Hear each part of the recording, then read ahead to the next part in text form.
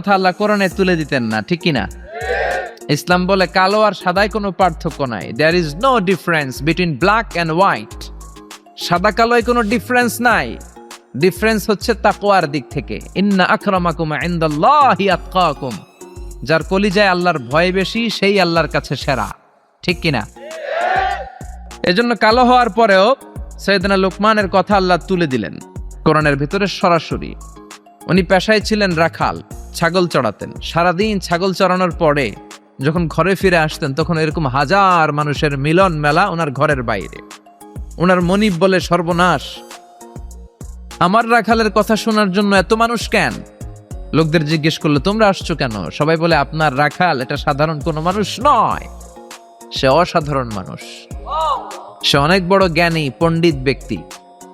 মনিব বলে, আমার রাখাল আবার পণ্ডিত হইল কবে? আজকে একটু টেস্ট করি। ইবনু জারির আত-তাবারি ওনার তাফসিরের ভেতরে, তাফসিরে তাবারিতে এই বর্ণনাটা এনেছেন।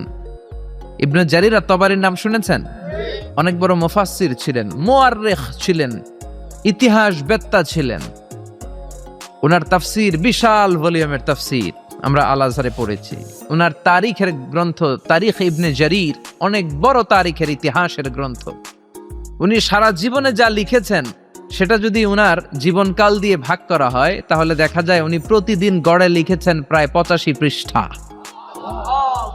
আপনারা 85 পৃষ্ঠা কি ডেইলি পড়েন? আমরা তো 85 পৃষ্ঠা পড়তেও পারি। উনি প্রতিদিন অন অ্যাভারেজ গড়ে 85 পৃষ্ঠা লিখতেন। উনি ওনার তাফসির ইবনে জারিরে এনেছেন।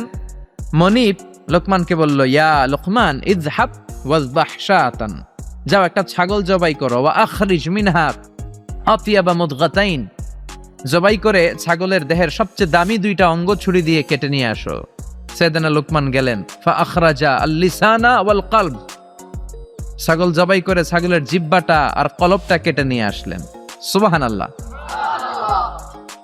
মনিব আবার বললেন, ইযহাব, আবার যাও, ওয়াজবাহ শাতান উখরা, আরেকটা ছাগল জবাই করো, ওয়া আখরিজ মিনহা আখবাসা মুদগাতাইন মিনহা, এবার ছাগলের সবচেয়ে নিকৃষ্ট 2টা অঙ্গ ছুরি দিয়ে কেটে নিয়ে আসো। সাইয়েদনা লোকমান আবার ছাগল জবাই করে আবারও আখরাজাল লিসান ওয়াল কলব, জিহ্বা আর কলব কেটে নিয়ে আসলেন। সুবহানাল্লাহ পড়বেন না? মনিব বলে, মা হাযা ইয়া লোকমান, লোকমান এটা আবার কেমন কথা?